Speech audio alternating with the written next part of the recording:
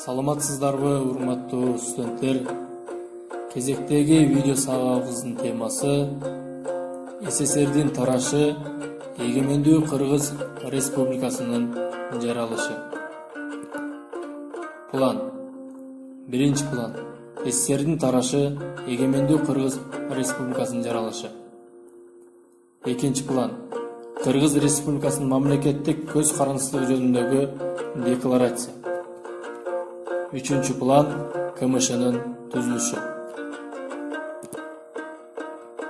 Төмөндөгү экрандан колдонулган адабияттар жана сабактын максаты, милдети, тиби формасы боюнча көрсөңүздөр болот. 1990 жылы мартта СССР эл депутаттарынын 3-чү съезди өлкөдө президенттик бийликти белгилеген. СССРдин биринчи президенти жана акыркы президенти болуп Михаил Сергеевич Горбачев эсептелген.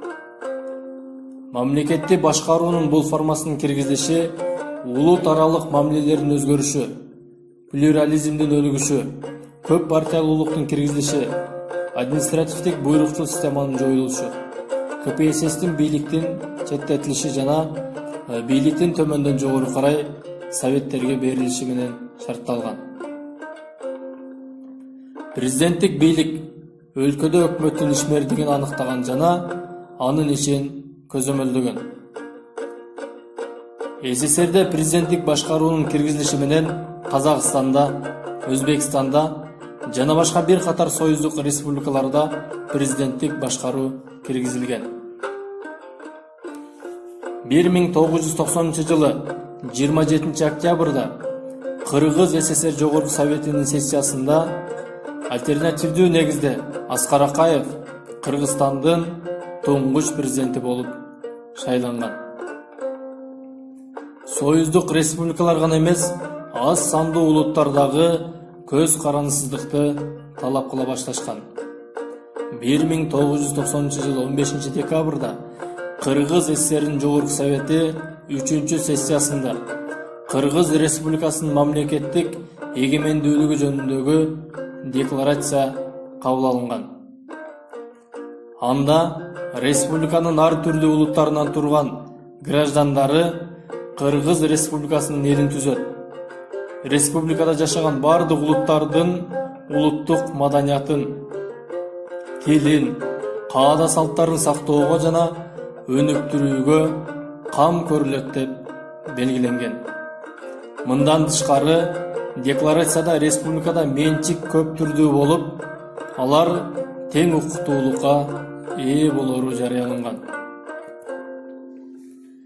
Президенттик башкаруу киргизилгенден кийин өзгөчө Кыргызстандын мамлекеттик эгемендүүлүгү жөнүндөгү талкуунун жүрүшүндө мамлекеттик бийликтин системасын кайра түзүү, аны чыңдоо, мамлекеттик бийликти мыйзам чыгаруучу, аткаруучу жана сот бийлиги деген 3 бутакка бөлүү жөнүндө көптөгөн сунуштар айтылган.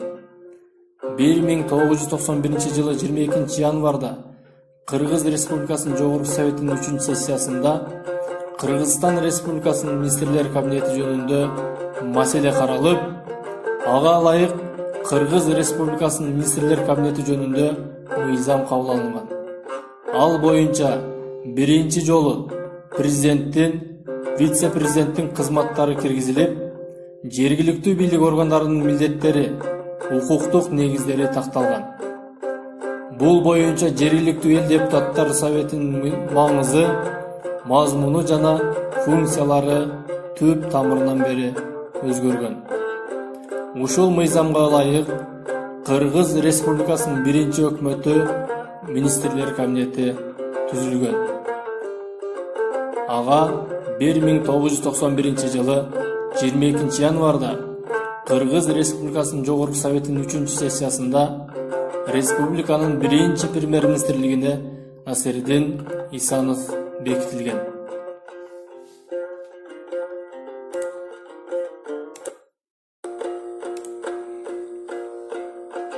СССР эл депутаттарынын 4-чү съездин чечими боюнча жана СССР Жогорку Советинин 1991 жылы 16 январдагы токтомуна ылайык тең укуктуу эгемендүү республикалардын жаңыланган федерациясы катары СССРди сактоо маселеси жалпы элдик добушка коюлган. Референдум 1991 жылы 17 мартта өткөрүлүп, Союзду сактоого далалат кылган күчтөр менен аны бузууга аракеттенгендердин күрөшүнүн шартында жүргүзүлгөн. 1991 жылы 21 мартта СССРдеги референдум жыйынтыктары боюнча СССРдин Жогорку Совети токтом кабыл алган. Анда референдумга өлкө боюнча 147 миллион адам катышканы, Союзду сактоо үчүн 112 миллион адам, тагыраак айтканда катышкандардын 76% добуш бергендиги белгиленген. Жалпысынан референдум жыйынтыгы союздук келишимди иштеп чыгууга мүмкүндүк берген. 1991 жылы мартта келишимдин долбоору иштелип чыккан. 1991 жылы Кыргыз СССРдин Жогорку Совети республика үчүн маанилүү бир катар документтерди кабыл алган. 5 февралда Кыргыз СССРдин Жогорку Советинин сессиясында республиканын Борбор шаарынын тарыхый атын калыбына келтирүү маселеси талкууланып, полковец Михаил Фрунзенин атын алып жүргөн Борборго кайрадан Бишкек деген баштапкы ат берилген. Союздук келишимдин долбоору боюнча борбордук бийлик союздук республикаларга көп ири маселелерди өз алдынча чечүү мүмкүндүгүн берген. Орус тили мамлекеттик статустан ажыратылып, улут аралык байланыштын тили болгон.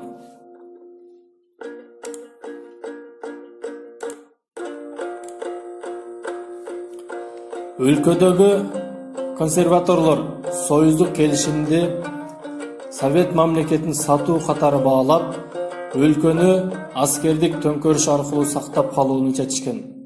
Бул максатта алар СССРдеги өзгөчө абал боюнча мамлекеттик комитет түзүшүп, 1991 жылы 19-21 августта мамлекеттик төңкөрүш жасоого аракет кылышкан.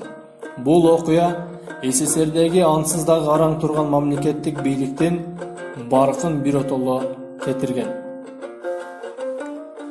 Кыргыз СССРдин Жогорку Советинин сессиясы 1991 жылы 31 августта Кыргыз Республикасынын мамлекеттик көз карандысыздыгы жөнүндөгү декларацияны кабыл алган.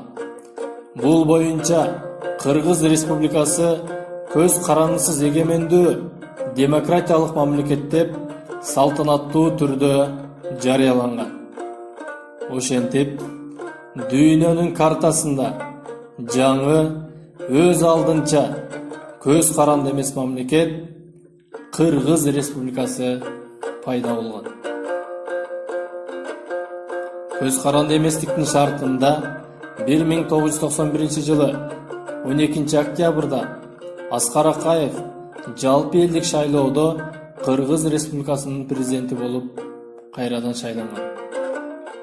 Көз каранды эместикти жарыялагандан кийин Кыргыз Республикасы жалпы союздук органдардын көзөмөлдөөсүнөн кутулуп, бардык бийликти өз колуна ала баштаган. Кыргыз Республикасынын президенттин указы менен 1991 жылы 20 октябрда мамлекеттик коопсуздук комитети жоюлуп, анын ордуна улуттук коопсуздук боюнча мамлекеттик комитети ал эми 3 декабрда Кыргыз Республикасынын улуттук гвардиясы декабрдын аягында ички иштер аскерлери түзүлгөн. 1991 жылы 8 декабрда Минск шаарына жакын Беловеж токоюндагы өкмөттүк резиденциясында Беларусь Республикасы, Россия Федерациясы жана Украина көз каранды эмес мамлекеттердин шериктештигин түзүү жөнүндөгү келишимге кол коюшат. Ушул окуядан кийин СССРдин таркоо процесси башталган. 1991 жылы 21 декабрда Алматыда Беларусь Республикасы, Россия Федерациясы, Украина, Азербайджан, Армения, Казакстан, Кыргызстан, Молдавия, Тажикстан, Түркменстан жана Өзбекстан КМШны түзүү келишимине кол коюшкан. Бул СССР биротоло жашоосун токтотту дегенди түшүндүргөн. 25 декабрда Михаил Сергеевич Горбачев СССРдин жоюлгандыгына байланыштуу СССРдин президенттигинин милдетин аткарууну токтоткондугун билдирген. СССРдин кулашы жана КМШнын түзүлүшү мыйзам ченемдүү көрүнүш болгон. Анткени союздук борбор менен союздук республикалардын ортосундагы мамилелер кийинки учурда туңгуюкка барып такалган эле. КМШга кирген ар бир мамлекет өзүнүн территориясында жашаган бөлөк өлкөлөрдүн граждандарына улуттук жана башка өзгөчөлүктөрүнө карабастан граждандык, саясий, социалдык, экономикалык жана маданий укуктарды адам укугунун эл аралык нормаларына ылайык камсыз кылууга милдеттенген. Ошентип, формалдуу түрдө федеративдүү мамлекет деп аталып, ал эми иш жүзүндө унитардык мамлекет катары жашап келген Советтик социалисттик республикалар союзу жөн гана тарап кетпестен шериктештикке жол бошоткон. Негизгиси бул процесс чыр чатаксыз, кан төгүүсүз, тынчтык жол менен өткөн. Бүгүнкү темабыз аяктады. Кененирээк Кыргызстандын түзүлүшү боюнча кийинки темабызда баяндайбыз.